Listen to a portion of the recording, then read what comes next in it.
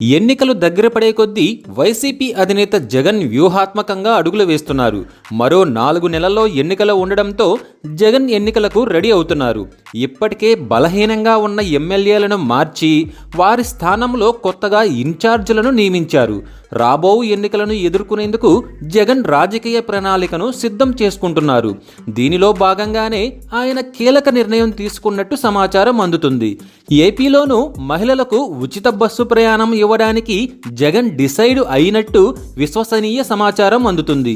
దీనిపై పూర్తి వివరాల్లోకి వెళ్తే కర్ణాటక, తెలంగాణలోనూ మహిళలు ఆర్టీసీ బస్సుల్లో ఉచితంగా ప్రయాణం చేస్తున్నారు. ఈ 2 రాష్ట్రాల్లో కూడా కాంగ్రెస్ పార్టీనే అధికారంలో ఉంది. ఎన్నికల సమయంలో ఇచ్చిన హామీ కాంగ్రెస్ పార్టీకి బాగా కలిసి వచ్చిందనే చెప్పాలి. మహిళలకు ఉచిత బస్సు ప్రయాణంపై మంచి స్పందన కనిపిస్తోంది.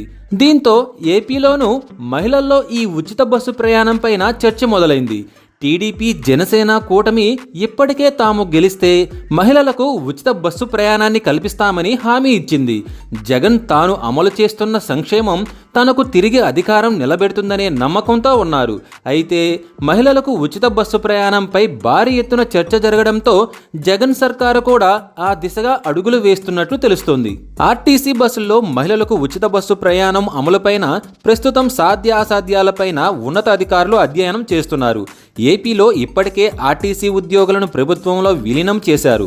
ఈ క్రమంలోనే మహిళలకు ఉచిత బస్సు ప్రయాణం కల్పిస్తే తమదే అధికారమని అధికార పార్టీ నేతలు చెబుతున్నారు. ఉచిత బస్సు ప్రయాణం విషయంలో ప్రతిపక్షాలకు అవకాశం లేకుండా ముందుగానే అమలు చేయాలనే ఆలోచనలో జగన్ ఉన్నట్లు సమాచారం.